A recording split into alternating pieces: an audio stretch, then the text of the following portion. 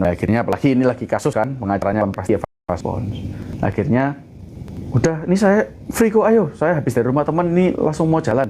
Wah ya oke, hari ini langsung saya konjuk. Kalau saya, kapan lagi kan, daripada lama. Udah, kita ketemu.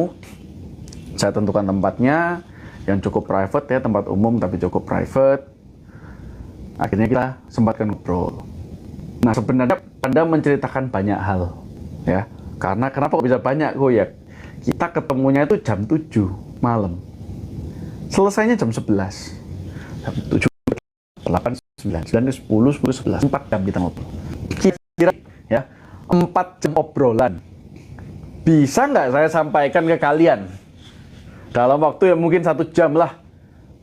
Oke, kita jam 4 kelar, atau 4.30 kelar. Mungkin nggak saya sampaikan semua? Secara waktu nggak bisa. Kedua, secara kapasitas otak saya juga nggak mampu, guys. Saya juga nggak mampu menyampaikan semua ini. Ya, karena saya juga nggak inget persisnya statement apa aja yang diberikan selama 4 jam tersebut. Belum kita ngobrolin ngalor ngidul, sejarahnya dia, dan segala macam. Jadi, mungkin suatu hari akan ada video lanjutan kalau saya setelah ngomong ini keinget ya detail-detail penting, tapi saya akan kasih intinya aja ya supaya kalian itu sebagai fansnya bukan hanya mengenal beliau lewat musiknya saja ya, which is ini yang paling penting terutama buat Panda, atau juga kasusnya, which is ini Panda yang paling nggak suka ya. Jadi kalian supaya punya pemahaman yang holistik paling nggak dari kacamata saya. Kalau mau lebih kenal tentunya harus punya akses untuk kenal secara pribadi ya. Tapi dalam kesempatan ini kalian bisa lebih mengenal ya, tujuan dari live ini adalah supaya kalian lebih mengenal Panda paling nggak dari perspektif saya. Ya, thank you, ini sudah ada 1.000 peserta.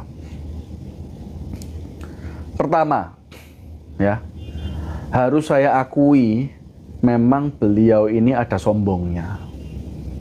Ya. Kita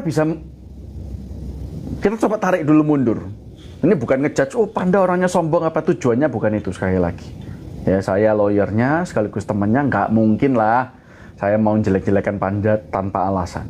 Ini supaya kalian paham. Saya karena saya lawyernya, saya nggak mau berpendapat, wah ini orangnya super baik, korban saya menggoreng-goreng berita. Bukan, tapi supaya kalian tahu holistiknya. Karena saya juga edukasi hukum dari tahun 2019 juga selalu memberikan gambaran penuh kepada para peserta. Ya, sempat saya seminar juga isinya 1.000 orang di Zoom. Ini bukan pertama kalinya saya ditonton 1.000 orang ya. Di panggung-panggung juga sering. Jadi saya selalu berusaha untuk memberikan seutuh mungkin informasi. Panda harus diakui pertama orangnya ada sombongnya. Jadi ketika beliau menyampaikan dan segala macam, ya saya bilang, ya wajar lah. Semua orang kadang ada dilahirkan sombong, ada yang nggak dilahirkan sombong ya. DNA perilaku behavior kalau secara psikologi. Karena saya juga ada belajar dari tahun 2010 ya, 2012 lah. Itu ada nature sama nurture, kita sepakat dulu. Ada bawaan, ada karena lingkungan. Bawaannya memang sombong. Deddy Corbuzier dulu pernah bilang, saya bukan sombong karena sukses. Saya dulu miskin pun sombong bos, dia bilang gitu. Dan saya setuju, karena saya pun juga ada tendensi demikian. Apalagi cowok. Ya. Dia lahirnya sombong, sekeliling juga dia pergaulannya juga oke ya. Bukan orang yang nggak punya teman. Hanya modal terkenal karena karya, bukan. Beliau ini temannya banyak sekali. Bahkan sebelum jadi DJ. Ya. Jadi, lingkungannya pun mungkin look up ke dia, karena dia sangat muda. Udah masih umur waktu itu berarti berapa waktu dia mulai kerja tuh mungkin umur 22 ya. Ya sudah punya pabrik, sudah punya apa ya, pastinya adalah kalau kita sukses di usia muda 20-an, siapa sih yang nggak sombong? Pastilah ada. Itu termasuk bagian dari nurture atau lingkungan. Ya. Jadi ditambah ini, sudah asalnya sombong, lingkungan juga membuat dia semakin sombong. Apalagi ketika dia sudah menjadi DJ, ya bisa dibilang cewek-cewek ngantri ya sama dia ya. Jadi pasti kesombongan itu ada. Itu yang saya sampaikan ke beliaunya. Ya setelah ngomong panjang lebar, saya bilang, Gigi, namanya Gio ya, saya panggilnya Gio. Gi, kamu ini orangnya baik, ya. setelah mendengarkan kamu panjang lebar, aduh, hatimu ini baik gitu loh. Kamu tuh masih manusia, bukan orang-orang sakit kayak NPD atau apa, itu enggak. Kamu nih orang NPD masih yang tetap manusia ya, tapi ya kamu nih masih manusia yang punya hati nurani. Kamu nih orang baik. Kamu orang baik. Tapi yang saya lihat, saya baru bisa menangkap bahwa kamu ini orang baik itu setelah at least ngomong setengah jam, 1 jam sama kamu. Ya. Yang saya dapatkan di awal, meskipun kamu bilang maaf, meskipun kamu bilang kamu mau aku apa, apalagi yang harus saya lakukan, apalagi yang harus saya berikan supaya kamu bisa memaafkan saya, itu ada bicara masih dari posisi power. Jadi seakan-akan kamu melihat kamu ini setara atau lebih tinggi ya dengan pelapor. Ya, tentu saja melihat histerimu juga dengan pelapor. Kalau saya jadi pelapornya ya nggak akan dimaafkan. Ya, jadi kasus Panda ini belum selesai juga sebagian besar merupakan kesalahan dari beliaunya sendiri, dari Panda sendiri, dan dia mengakui itu di akhir. Ya. Awalnya dia bilang, kok saya ini nggak pandai dalam berkata-kata, tolong diajarin. Awalnya saya mengajarin, tapi setelah ngomong-ngomong, udah bisa ini diajarin, ini harus hati-hati. Ya. Yang masalah itu bukan kata-katamu, tapi sikap hatimu. Ya, ini yang jadi masalah. Ya. Terus dia baru sadar, iya sih, kata-kata juga saya, kalau ini ada yang bilang, kalau ngerayu cewek bisa, ya. Terus bikin lagu. Jadi beliau ini sudah bikin lagu buat banyak orang-orang DJ-DJ terkenal internasional sebelum dia seterkenal ini. Jadi kamu tuh bisa, bukan berarti kamu nggak bisa merangkai kata-kata. Tapi dia banyak telepon klien-klien sih ya. Tapi ini saya tunda telepon klien demi kalian loh ini. Oh, kalian makan revenue saya ini. Ya, nggak apa-apa deh. Ya untuk fansnya Panda. Ya, jadi saya bilang sikap hatinya yang harus diperbaiki. Loh, maksudnya gimana? Kalau saya nggak salah, gini. Salah nggak salah, ya benar atau salah di mata hukum itu hanya bisa ditentukan oleh hakim. Selama hakim belum ketok palu bahwa Anda dinyatakan bersalah, baik polisi maupun jaksa pun tidak bisa bilang Anda ini bersalah. Nah, itu belum resmi. Polisi masih bisa melabeli status tersangka. Kejaksaan masih bisa melabeli status terdakwa. Tapi hanya hakim yang bisa menyatakan Anda salah dan melabeli Anda dengan terpidana. Jadi ini bukan ngomong benar salah. Ya. Kita ngomong sebagai manusia karena dalam setiap konflik pasti setiap pihak merasa dia benar. Kalau si pelapor merasa dia benar dan terlapor merasa dia benar, maka ini mereka nggak mungkin mutually correct. Atau nggak mungkin sama-sama benar, ya kan? Kalau saya bilang jas saya warna biru, lalu Anda bilang jas saya putih, lalu dua pernyataan ini sama-sama benar, itu nggak mungkin. Karena pada faktanya, jas ini, ya kalau dari saya beli di toko, ya warnanya biru. Jadi nggak mungkin dua-duanya benar ketika ada yang bilang bahwa jas saya ini biru, ada yang bilang jasnya ini warna putih. Jadi nggak mungkin pelapor dan terlapor, kamu dan pelapor ini sama benar, nggak mungkin. Ya. Benar salah kita kesampingkan. Kalau memang perkara ini harus masuk di pengadilan dan kejaksaan, oke, kita fight untuk memperjuangkan bahwa kamu adalah pihak yang benar. Tapi tujuan dari restoratif justice dan semua mediasi itu para pihak bisa mencurahkan isi hatinya, isi pikirannya, concern-concernnya, kepentingan-kepentingannya tanpa dapat digunakan sebagai alat bukti di pengadilan. Ya, baik perdata, mediasi maupun pidana, restoratif justice, ini apa yang disampaikan guys di dalam ruang rapat ini sifatnya tertutup. Dalam artian katakan pun terbuka karena ada pihak yang cerita, ini nggak bisa dipakai sebagai alat bukti di pengadilan. Contoh kita ngaku salah di mediasi, kita minta maaf, lalu mediasi tetap tidak diterima, lalu dibawa ke pengadilan. Nah, pengakuan salah kita di mediasi ini nggak bisa dibawa di pengadilannya. Itu harus dipahami dulu. Jadi jangan takut merendahkan hati, ya bukan merendahkan diri, beda ya. Merendahkan hati untuk mengaku apa yang kamu salah. Karena ini nggak akan bisa dipakai sebagai alat untuk menyerang kamu di kemudian hari, paling nggak di persidangan. Ya. Jadi, dan di setiap masalah, meskipun kita ini benar, kita juga bisa salah. Contoh, ini banyak kuman-kuman yang tanya komen, ya. Kuman komen negatif, ya, pencemaran nama baik dan segala macam, salah kan? Ini udah salah nih.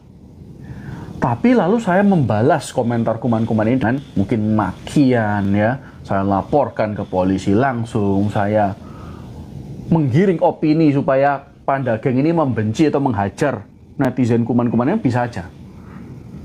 Tapi ketika saya melakukan itu, dan ini sampai ke meja mediasi, saya masih bisa loh mengaku salah. Loh kok bisa? Pak, kan Anda yang benar. Anda korban, Anda diserang duluan. Oke. Tapi bisa nggak saya minta maaf atas omongan saya yang terlalu kasar? Bisa nggak saya minta maaf karena saya telah menggiring suatu opini publik untuk menyerang orang tertentu hanya karena dia salah kecil? Bisa nggak saya minta maaf karena saya harus membawa jalur ini ke kepolisian karena saya panas? Bisa kan? Jadi meskipun saya ini posisinya benar, bukan berarti saya berhak melakukan apapun terhadap dia yang salah, dan bukan berarti dalam prosesnya saya mencari kebenaran itu saya nggak bisa salah. Bisa. Ya. Jadi kita ngomong dulu bahwa kamu bisa kok diminta maaf atas hal-hal yang kamu salah. Contoh, mungkin ketika kamu ngeblas message waktu itu, ya.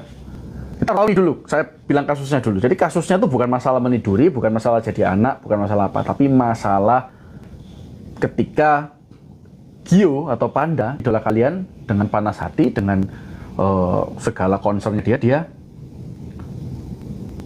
apa ya, keluar di segala platform yang menurut dia aman, ya. Waktu itu WA Group kalau nggak salah, yang menyudutkan, meskipun tidak mengancam, tidak ada kekerasan, dia menyudutkan segala macam. Memang itu nggak salah secara hukum. Saya sudah analisa.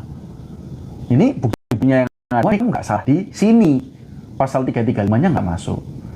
Tapi bisa kan kamu minta maaf karena kamu waktu itu panas. Dan panas itu juga lahir dari yang sebelumnya kamu cerita kamu mau bunuh diri. Berarti kan kondisi emosionalmu pada saat itu tidak stabil. Sehingga ketika kamu melakukan suatu tindakan, bisa nggak aku bilang kamu nggak pikir sepanjang itu? Atau bukan nggak pikir panjang, mungkin mikir panjang. Tapi Gio dalam kondisi normal, mungkin nggak kayak gitu.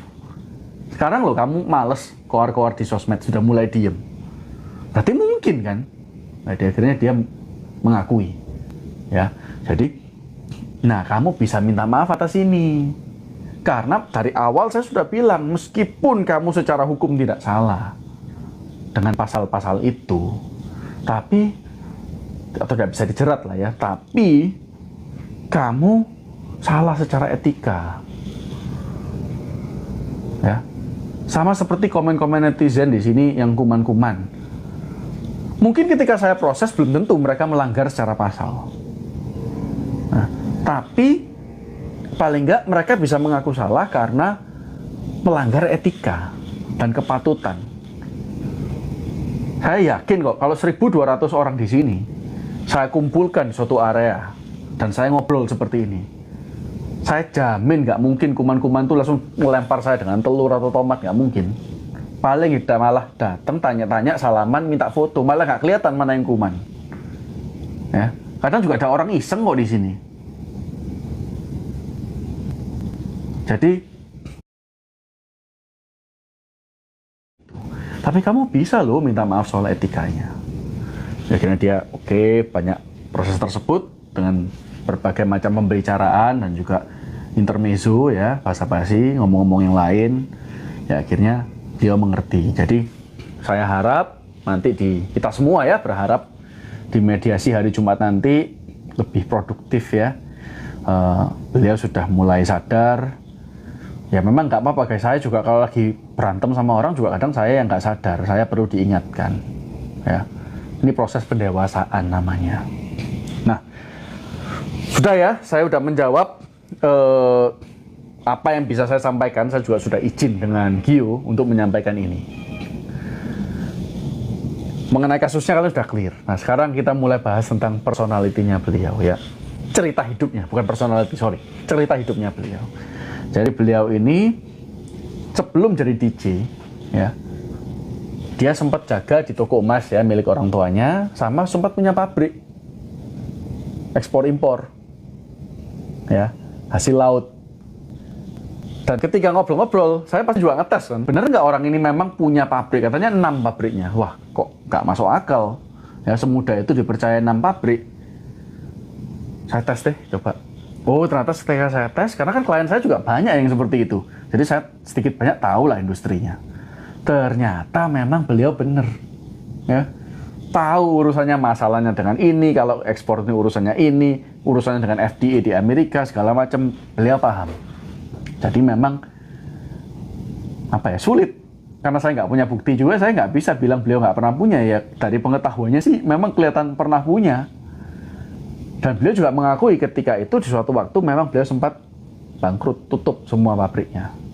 Ya, karena kebijakan kalau urusan ekspor impor itu kadang nggak masalah kepiawaian kita dalam berbisnis, tapi ada hal-hal di luar kontrol kita kalau size-nya kita masih belum besar. Contoh kebijakan internasional. Ya.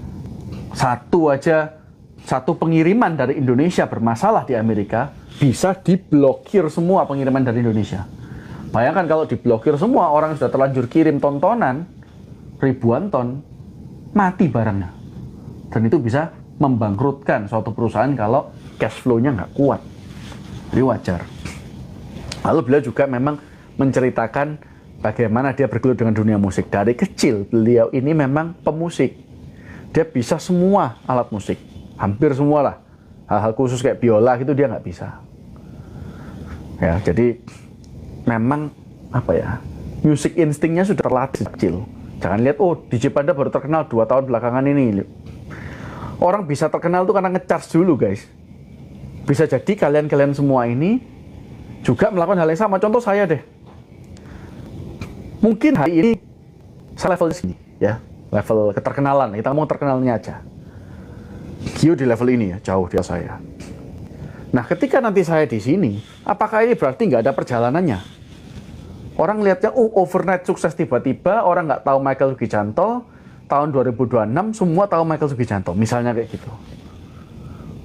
Nah, itu bukan overnight sukses ya, itu ada prosesnya. Semua orang sukses, klien-klien saya, teman-teman saya, yang saya ajak ngomong heart to heart, nggak ada yang bilang sukses itu gampang, bos. Ya.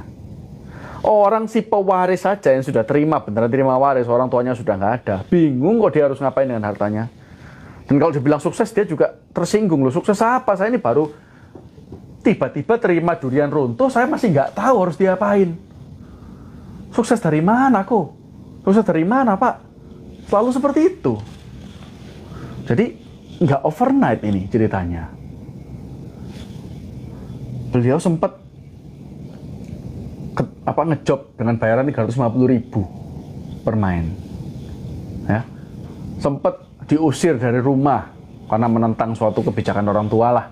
Ya biasa lah ya, anak-anak cowok atau semua orang sukses itu ceritanya pasti ada gitu-gitunya. Perbedaan visi, misi segala macam, jalan sendiri, akhirnya dia sempat itu saking susahnya bayar kos-kosan 700.000 per bulan aja nggak bisa. Dan dia gengsi dan juga nggak mau ngerepotin orang lain, dia nggak telepon temen tuh pinjam duit 500.000 atau berapa, nggak pinjem, ya. Dia rela tidur di alun-alun. Kalau nggak salah itu kota Kediri, saya lupa lokasi persisnya. Karena dia diusir dari kos-kosan. Sekarang saya tanya, dari 1.200 orang di sini, berapa banyak sih yang masih bisa ngekos dan bisa bayar?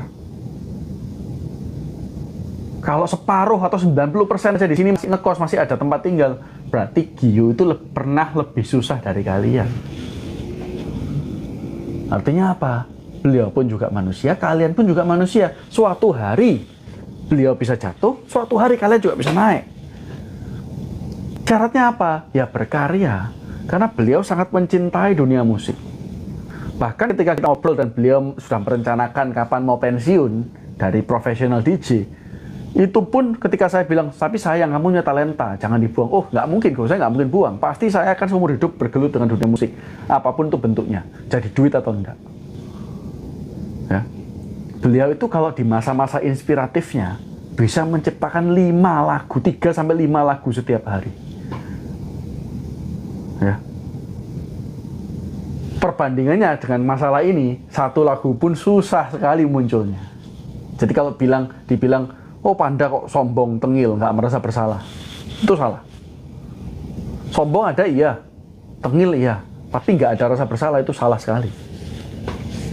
Ya. Meskipun saya bisa ngomong tadi pertama, memang Panda ini ada sombongnya, tapi saya nggak pernah bilang bahwa beliau tidak merasa bersalah. Memang orang sombong nggak bisa merasa bersalah, ya kan? Beliau ini bisa dibilang jenius di dunia musik. Setelah beliau menceritakan, dia menciptakan lagu, berkolaborasi dengan DJ internasional siapa saja di tahun berapa aja. Oh, saya merasa berarti memang kamu ini punya talenta. Hanya saja panggungnya baru muncul sekarang. Ya. Beliau juga menguasai. Saya juga tahu kan banyak teman saya juga DJ. DJ itu nggak cuma masalah jenius musik saja kok. Komunikasinya, ya, komunikasinya terhadap penonton, pengunjung. Gimana kita ngangkat suasana, kapan harus down. Kalau bikin lagu kok jangan setengah-setengah. Kalau lagunya galau, galau sekalian. Sampai musik-musiknya semua dibuat mengiris hati, menyayat hati, meskipun itu nadanya upbeat. Kalau mau bikin lagu happy, happy sekalian. Nah itu saya juga relate, karena dalam sebuah surat atau dokumen, kalau kita pengacara atau kita mempresentasikan kasus kita, memang ada baiknya seperti itu. Ya, kalau dokumen ini isinya kita mau merendahkan posisi klien kita, ya, misalnya merendahkan hati untuk dapat dimaafkan, kita main serendah mungkin. Tapi kalau kita mau, sudah kita yang korban, dizolimi, mereka nantang, kita lebih besar, kita ambil posisi atas sekalian. Ya. Tapi memang kalau di dunia hukum perlulah ngambil di tengah-tengah kadang-kadang. Seperti kasus ini, ya. Jadi beliau sudah berkarya, sudah melewati masa-masa susah tersebut, ya kan? Nah, ketika masih naik-naiknya, ya awal-awal bayarannya beliau itu kalau nggak salah 30-an juta per main. Bisa dicek di rate card-nya ini tahun itu. Ketika terkena kasus ini, beliau itu benar-benar terpukul berat. Orang tua ya, pasti bayangkan lah kalau kalian coba ngomong ke orang tua kalian, "Pak, Ma, saya menghamili anak orang," yang cowok-cowok di sini. Gimana reaksinya mereka? Gimana reaksi orang terdekat? Gimana itu semua berdampak ke diri kalian? Akhirnya di suatu waktu di Surabaya, di gedung hotel, dia di kamar, buka jendela, cari angin. Ya saya tahu karena saya juga cowok, saya juga sering cari angin ya. Beliau berpikir seperti ini. Lihat bawah gitu ya. Kelihatannya lompat enak ini. Wah. Ketika saya mendengar itu juga, mana ya? Guys, wajar ya. Kalau kita makan nih, contohnya kacang almond. Saya makan.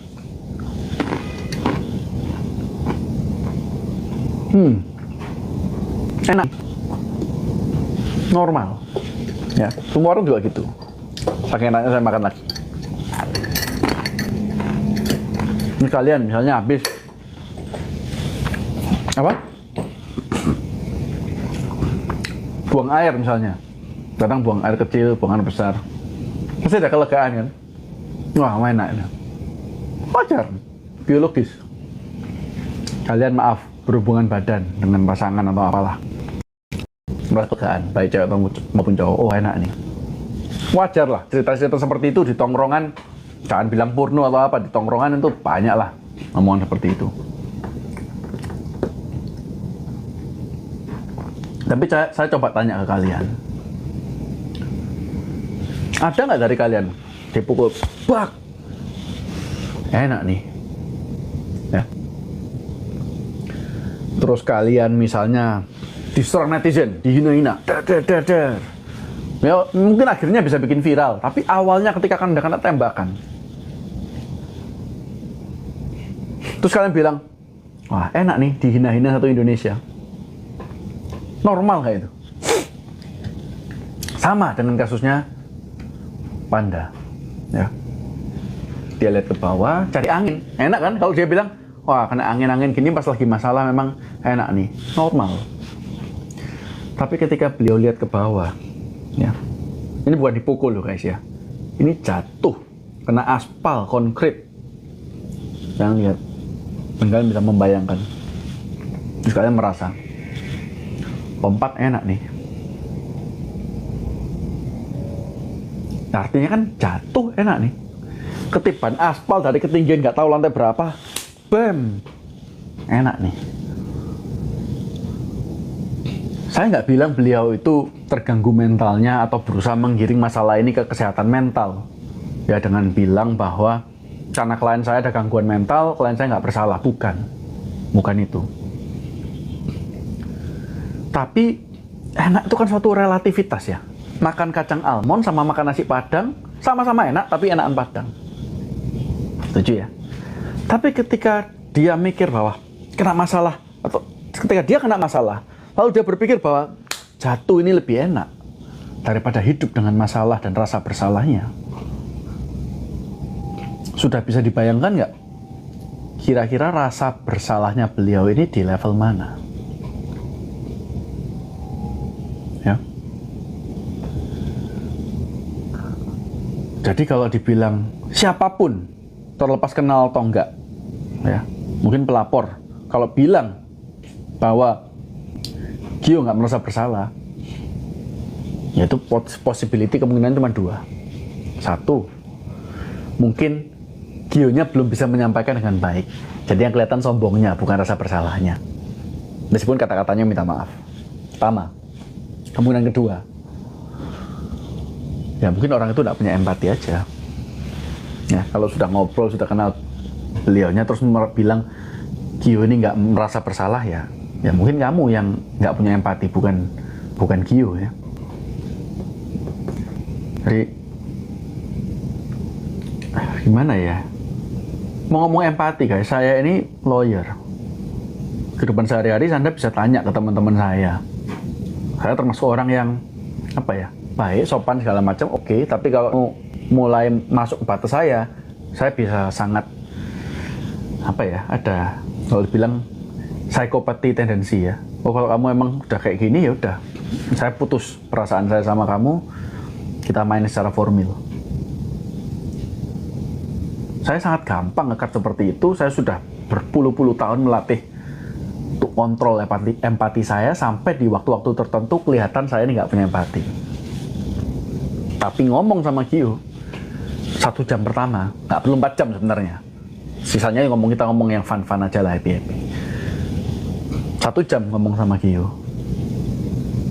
Ya, orang seperti saya pun yang skeptis awalnya ya, itu bisa, oh orang ini kasihan benar gitu.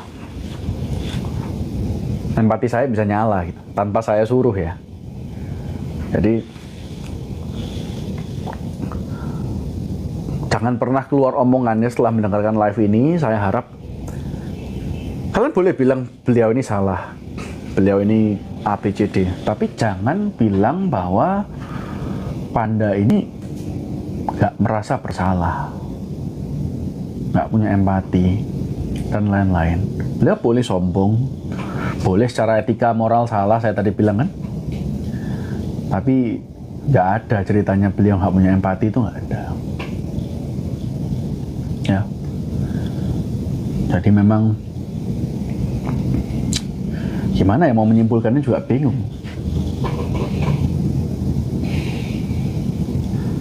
Ya, beliau juga manusia lah seperti kita ya. Kadang bisa salah, bisa benar, kadang bisa kena masalah, bisa nggak kena masalah.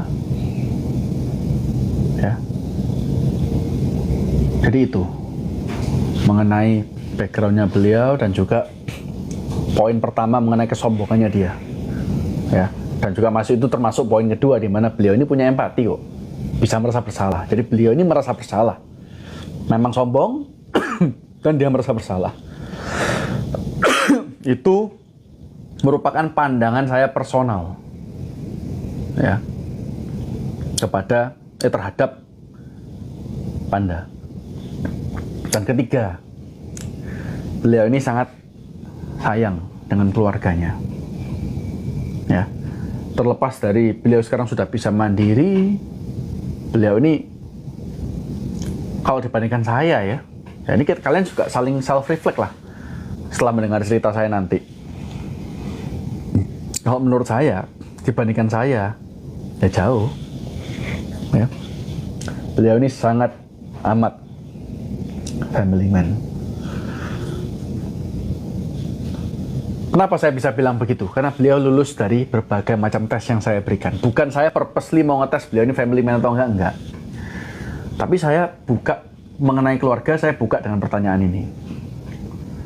Gi, kamu ini kan, saya ajak kamu bertemu ini karena saya merasa kalau saya jadi kamu dan setiap kemana-mana saya harus didampingi orang tua seperti itu, pasti ada merasa nggak nyaman, ya.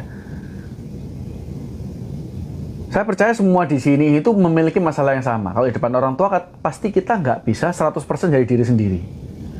Contohnya, kalau kalian nongkrong, wah sering keluar kata-kata kotor, sering keluar bercandaan-bercandaan tongkrongan. Ketika sama orang tua, masa kalian kayak gitu? Sedekat apapun itu pasti kan susah. Ya kan? Jadi, saya tanya dia, saya merasa kalau aku jadi kamu, pasti saya juga nggak nyaman. Nah, kamu gimana? Loh, ya sama, aku pasti ada nggak nyamannya. Tapi, saya juga melihat orang tua saya ini kasihan, ya. Dengan masalah seperti ini, mungkin stres level saya segini. Orang tua saya ini segini. Bahkan sampai ayah saya, ya papa harus kontak-kontak orang, cari-cari bantuan, teman diskusi lah, bukan bantuan gimana lah, teman diskusi. Terus mama itu sampai stres, ya, nggak bisa tidur dan segala macam.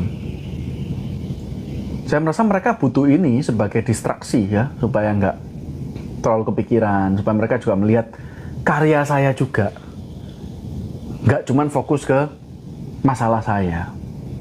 Jadi meskipun saya bisa buat masalah, saya juga bisa buat karya gitu loh guys, yang dinikmati banyak orang.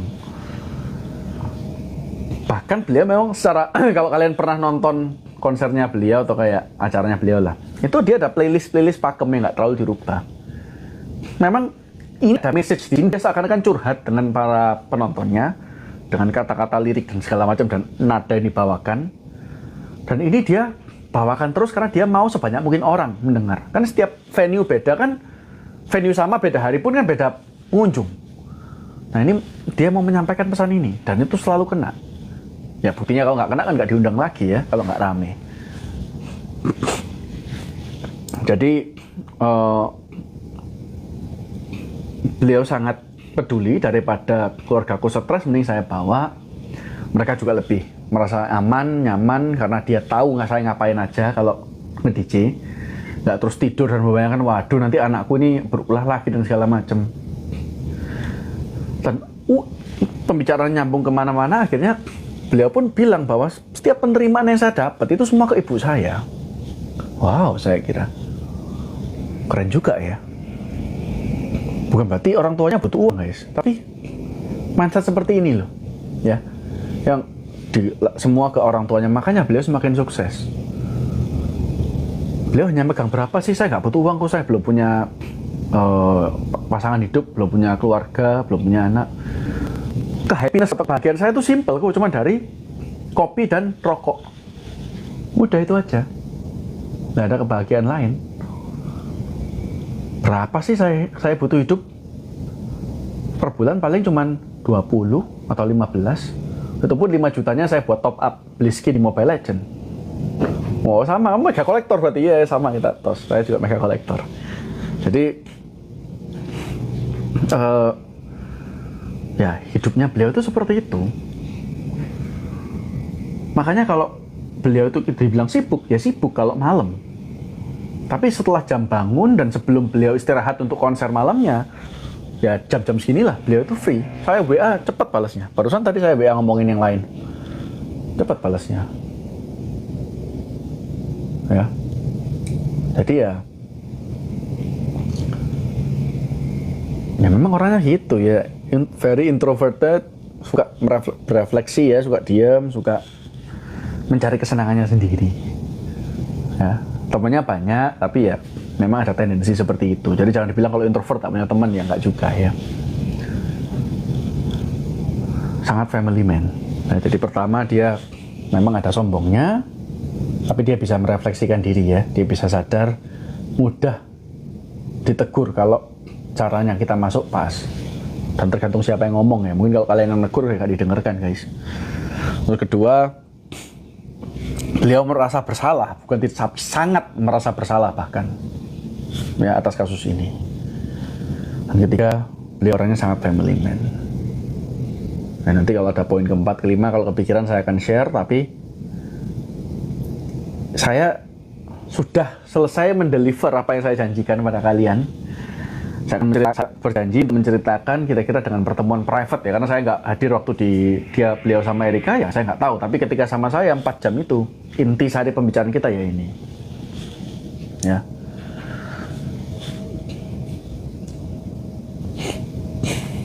Ya ini karena sudah selesai saya menceritakannya, saya akan mulai coba untuk baca komen ya. Jadi kameranya saya dekatkan. Sini nggak sampai sejam. Ya. Nah ini gimana orangnya merteri itu apa ya? Susah gampang ya. Memang orangnya sangat ya seniman kan gitu guys. Senang mudi-mudi apa ngono loh. Ya kayak gitu. Memang karena itu beliau seniman hebat.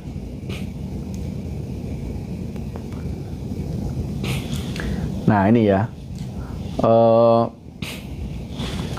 saya lihat berapa kuman-kuman ini, ya katanya family man. Kalau family man ya ngasih lah semua gini-gini. Nah kita nggak bisa ya menentukan aksinya orang karena definisi yang dari kita sendiri. Contoh, banyak netizen di sini bilang wah ini lawyernya baik. Ya selain ganteng bening apa itu enggak, bukan itulah, tapi yang baik deh saya ambil sebagai contoh karena itu nggak nyambung. Ini contohnya baik. Oke, saya orang baik. Menurut definisi siapa? Menurut klien-klien saya mungkin, tapi mungkin nggak semua. Tapi menurut lawan-lawan saya bisa jadi saya jahat. Menurut orang yang pernah berantem sama saya, jadi bisa dibilang saya mungkin sorry tuh say bangsat, brengsek, atau kata-kata lain yang tidak tidak positif lah. Kan relatif ya. Kemarin saya sempat giveaway, saya kasih 100 ribuan sampai 500 ribu. Bagi mereka yang merasa yang menang dan dapat uangnya, Mbak pasti bilang thank you Pak pengacara yang baik, semoga barokah bla bla bla. Ya wajar. Dia terima kebaikan dari saya, dia memberikan kebaikan, doa. Good, normal. Tapi bagaimana dengan yang nggak menang giveaway? Saya udah komen paling banyak tapi kok nggak menang. Pasti di pikiran mereka saya nggak adil, saya jahat. Atau mungkin orang-orang lain yang nggak pernah saya bantu. Sombong tuh. Nggak pernah ngobrol ayam, nggak pernah berkesempatan untuk beraudiensi dengan saya. Wah, Mike itu sombong, susah ditemui. Tok sibuk. Ya kan? Tapi ada orang-orang yang memang benar saya bisa temui beberapa kali. Dan mereka juga tahu jadwal saya, bilang, wah Michael ini baik loh, di tengah-tengah kesibukannya dia masih mau ketemu saya, bakal ngobrol sampai 3 jam, 4 jam sekalipun. Relatif. Dan baik menurut orang ini, itu adalah saya memberikan waktu saya. Tapi untuk orang yang menerima giveaway, mereka nggak lihat waktunya, mereka lihat uangnya. Saya baik karena saya kasih uang. Jadi definisi saya baik itu bisa macam-macam. Bisa saya kasih waktu saya, bisa saya kasih uang saya, ya macam-macam. Jadi nggak bisa dibilang, wah Gio kok family man harusnya A, B, C, D, kita nggak bisa ngatur hidupnya orang, tuh ya. Bukan berarti statementnya yang bilang ini baik itu salah, atau yang bilang jahat itu salah. Pantas dia bilang baik karena dia pernah menerima kebaikan dari saya. Sebaliknya yang jahat, pantas dia bilang saya jahat karena mungkin beliau-beliau ini pernah menerima kejahatan dari saya, baik itu sengaja maupun tidak. Ya kan? Jadi semua itu relatif. Dan kita nggak bisa kontrol orang. Kita berhak ngomong nggak apa-apa. Tapi kita nggak berhak untuk menentukan orang ini kalau gini harusnya ini. Kalau Panda ini family man, ya family man. Ya, saya bisa bilang, kan saya bilang kacamata saya. Kan ada cerita beliau, bagaimana beliau mengutarakan dan segala macam, saya merasa beliau family man. Tapi dari perspektif lain, mungkin korban atau apa, ya, merasa wah kok family man nggak gini segala macam apa, ya perspektif. Ya, nggak apa-apa, ya tos dulu ya. Thank you atas waktunya. Sorry saya nggak bisa baca panjang-panjang, ini WA sudah mulai berdatangan ya. Mungkin saya akhiri dulu live kali ini. Semoga ini bisa jadi pelajaran buat kita semua. Dan juga ya, saya nggak bisa apa ya, kan ini kasus hukum ya. Kasus hukum itu kan harusnya kita bicara hukum, kita nggak bicara dukungan netizen. Bahkan di negara-negara maju seperti Amerika pun para pihak yang terlibat ditutup nih akses untuk mendengarkan public opinion. Tapi nggak apa-apa, saya nggak bisa minta support kalian. Siapa saya nggak berhak ngatur hidup kalian. Mau support terserah, mau nggak support terserah. Tapi saya hanya mau mengucapkan terima kasih buat kalian yang sudah support saya dan juga support idola kalian dan keluarganya ya, Kopan. Thank you sudah menunjukkan apresiasi yang besar. Meskipun Kopan orang cuek, orang nggak ngurus, orang yang kelihatan tengil, tapi beliau sangat mengapresiasi hubungan kalian. Mungkin karena sudah terlalu banyak aja netizen yang juga membenci dia, jadi dia sudah nggak bisa memilah-milah. Udahlah, saya nggak mau ngurus ini untuk sementara waktu. Tapi putusnya Kopan, komunikasi Kopan dengan kalian bukan berarti Kopan nggak sayang, ya nggak peduli. Ngomongnya di depan saya nggak peduli, tapi lama-lama setelah ngobrol, oh ya orang ini peduli banget, ya kan, peduli banget. Cuman di posisinya dia sekarang, dia nggak bisa membuang waktu untuk mengisi kepalanya dengan opini-opini publik, karena beliau harus fokus sama dirinya dan kasusnya. Ya, thank you semuanya. Sekian dulu live-nya. Sampai jumpa di kesempatan berikutnya. Saya tak bales-balesin klien dulu. Bye-bye.